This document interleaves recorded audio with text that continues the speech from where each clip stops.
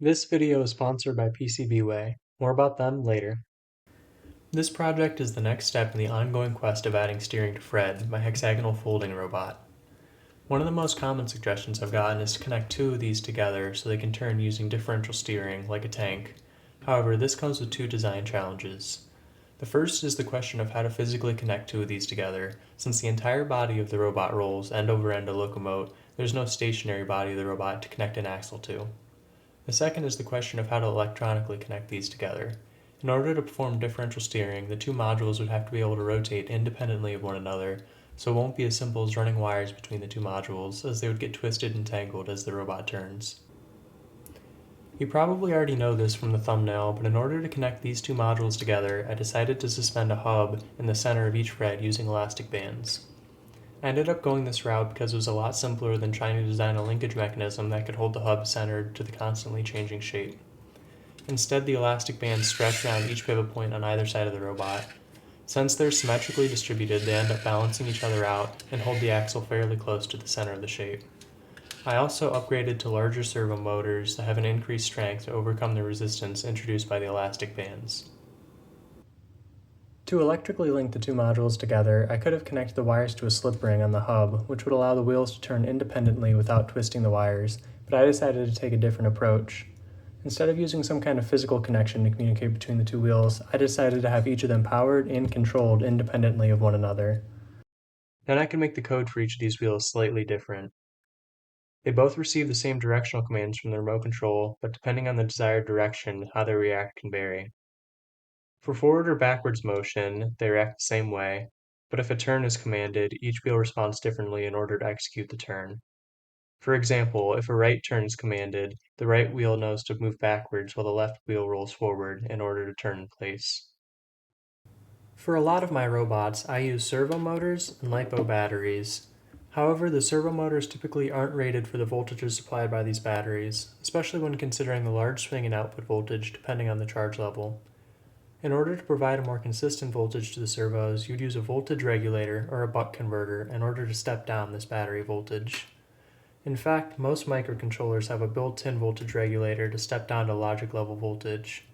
Unfortunately, servo motors draw much more current than this would be able to provide.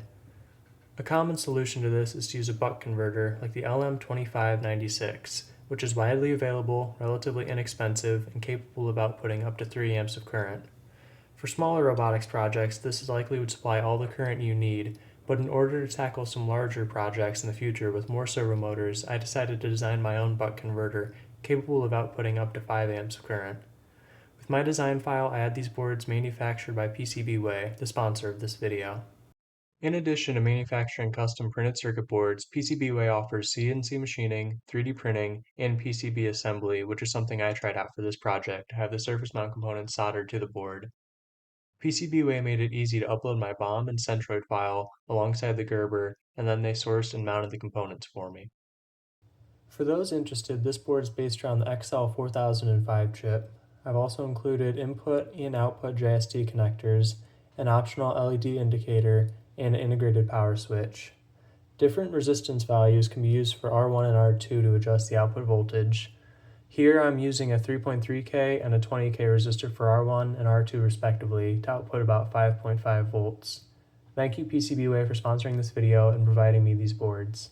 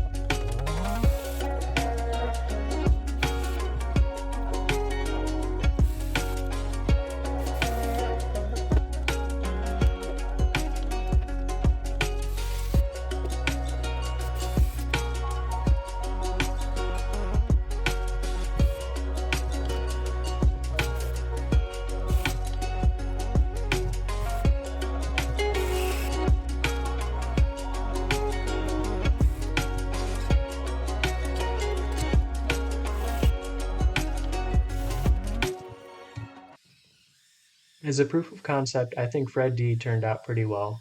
It can both turn on the spot and steer while driving.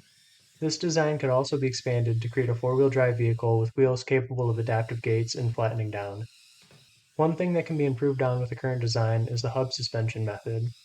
Currently, inconsistencies in the elastic bands are causing the hubs not to align perpendicular to the robot, which causes some inefficiencies in driving. This could be remedied by instead using extension springs to suspend the hub. Let me know in the comments if you have other ideas for improvements on this design or the base Fred robot.